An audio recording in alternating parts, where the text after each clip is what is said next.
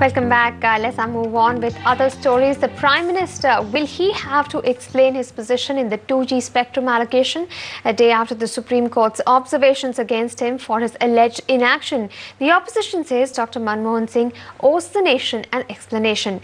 MPs are now alleging that the Prime Minister ignored early warning bells. After getting A. Raja sacked, the opposition has a new target, the Prime Minister himself. A day after the Supreme Court made stern observations about the PM's inaction in the Spectrum case, the opposition chorus demanding the PM's explanation became louder. On Sunday night, minutes after Raja's resignation, the PMO said he would make a statement in Parliament. Mysteriously, that never came.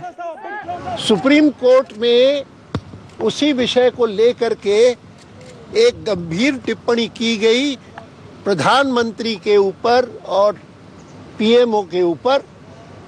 मुझे स्मरण नहीं आता कि पिछले 60 साल में कभी supreme court ने प्रधानमंत्री के कार्यालय पर इस प्रकार की टिप्पणी कभी पहले की हो। और मैं मानता हूं कि प्रधानमंत्री का कर्तव्य बनता है कि इस विषय में जो टिप्पणी सुप्रीम कोर्ट ने की है उसका तुरंत वे उत्तर दें।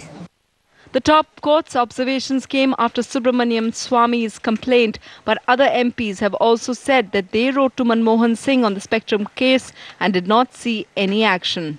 CPM Politburo member Sitaram Yechuri says he wrote 3 letters since February 2008, urging the Prime Minister to take action in the case. And independent MP Rajiv Chandrasekhar insists the rot goes far beyond A. Raja. There is the minister, there are bureaucrats, there is the TRAI, and of course there are at the end of the other side of the equation, there are the beneficiaries of the scam, of the swindle. And unless you get to the bottom of all this, and unless we are able to once and for all prosecute this white-collar crime, this will just repeat itself again and again in different forms and shapes. After today's comment by the Supreme Court, I think the PMO should also get its act together and first of all, allow the Parliament to exercise its right and authority. The Congress refused to react to what they called mere observations by the court, and the government's legal team denied it was a setback. Answer it in the court. But don't you think it's an embarrassment for the government as well as to the Prime Minister? I don't think so. I don't think that there's any cause for embarrassment. The top government lawyer will present the government's case before the Apex Court on Thursday, but the government faces an equally tough job in Parliament as opposition readies for attack. With Arunachalam Vedyanathan and Hridesh Joshi, Sunetra Chaudhary for NDTV.